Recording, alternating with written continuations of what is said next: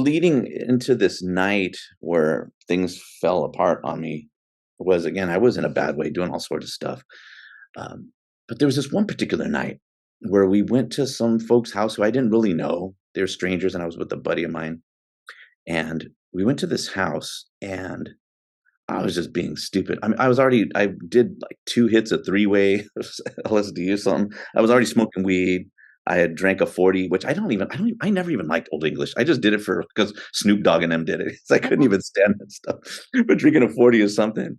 And then for the first time, some girl said, "Hey, you wanna smoke some meth?" Like, I didn't even know what meth was. For reals, I didn't even know. I go, "Sure, give me that." And I didn't even have the common decency to smoke it out of a pipe. It was just like some tinfoil, like with the pin cutting it, and That's smoking. hardcore. It was straight up hardcore, just so dumb. Oh, Father, thank you that you forgive us for this stuff. Anyway, so I smoked meth for the first time. And so I did that, and then we're in the living room, and I could sense something that this fear, it was a familiar fear. Again, I've had panic attacks because I was a kid. There Yes. was a familiar, like, something doesn't feel right here. Mhm. Mind you, we were watching Fantasia with the sound off, listening to an artist, some satanic artist named King Diamond. Okay. Don't look him up. It's an album called Abigail, where it's so satanic. Yeah. It's so satanic. And here I'm listening to King Diamond, Okay. watching Fantasia, frying. Yeah. So Dumb. we've got that portal, we've got the portal of the meth, so big portals open to these dark spirits and the spirit of fear to come in. Yes.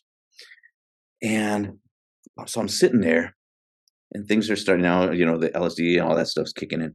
And there's these 2 dudes, I don't know who they were, but I could just sense, I'm like, something's not right about these guys. They, I couldn't quite figure out, you for me, against me? There's like this flipping back and forth. I don't know what your intent is, but something doesn't feel right. And so I stepped outside, and this same young lady who had just given me meth was out there. And and this is what triggered it.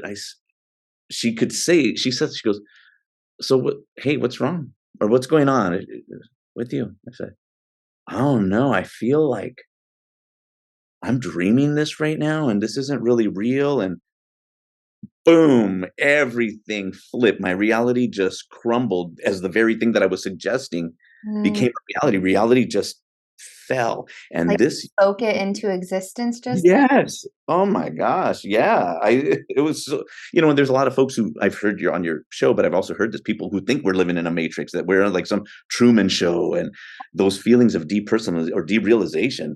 Man, well, that's what it feels like. What the freak? 'Cause I'm like in the twilight zone, right? I mean, it feels like that. Now you're on LSD, and it's even that much more amplified. But see, this is derealization with some added stuff on it, which I'll explain here in a little bit. But essentially, this young lady, when I told her that, she became like judge and jury. She looked like she was like an angel or a demon. I couldn't figure out. I watched a movie. Oliver Stone did a movie, a biopic of Jim Morrison, The Doors. And I remember Meg Ryan, that character, said something, "Oh, I had this trip, and it was like she was Jesus Christ, but Judas too," or something like that. Okay. That, like, I don't know what your intent is with me right now, but what I had felt like was that I had crossed this Rubicon. Like, I was now at the judgment, and not just at the judgment, but I was in the Garden of Gethsemane. Now, I couldn't see it really, but I was experiencing the sense as though I'm in the garden and they're coming for me. But at the end of this thing is death. It's torment, death, and at the end of it, destruction. And at this It point, did you have any biblical background or understanding or, like, ground mm. zero? No, that's a good question. I think, yes, I need to, maybe give you this bit of background. I was raised Buddhist, which is weird when you think of like Mexican Buddhist. Sounds kind of awkward, but that's what we were. I grew up Buddhist until we were about 12, and my mom married my stepdad, and he at first started dabbling in Buddhism, which I always kind of wondered, to what degree did that play, from a spiritual realm. We had those who know Buddhism, there's a Butsudan, this Gohonzon with this, Butsudan, and there's this constant, praying. I still remember it. I won't say it, but I remember the prayer. I grew up with it. I can Mhm. do so not just the Nami Gekyo, but the other part of it. But again, I'm not going to speak it because who knows what that did to Yeah. our home and in the spirit realm. But it wasn't good. It didn't help. Yeah. Yeah. But then my stepdad came in, and thank God for my stepdad. His name is Chris, and just a godly man. Been an incredible influence on my life. Who really did his best to have our us boys and my sister Crystal raised up to know the Lord, and so we did. And what's beautiful is we went to a church called Grace Bible Fellowship, and this pastor, Dave Ashcroft, I think his name is Ashcroft. Anyway, David Ashwell, just communicated the grace of God, unfiltered. Like, no, God just loves you as you are, without expectations, this law, these legal things. So I had a context. In fact, there were times when I'd be frying in high school. I'd be in detention reading the book of Deuteronomy. I remember one time I was sitting there. I didn't know I was saying it out loud, but I was trying to pronounce Deuteronomy. Deuteronomy, Doomer Dom, Doomer Dom. I was saying it out loud, and the teacher goes, "Rudy, shut it!" Like, Yeah. I'm saying that out loud right now. So I knew Add the a little Lord. bit of background, yeah. So So you're in this garden. yeah, it's in this garden, and terror like no other. It's what made Jesus sweat drops of blood, for goodness sake. The prospect of that, the weight of sin on you, torment, Mm. and it's Oh, horrific.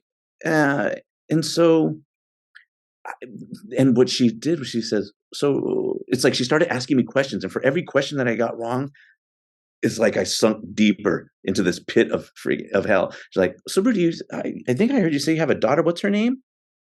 I couldn't even remember my daughter's name.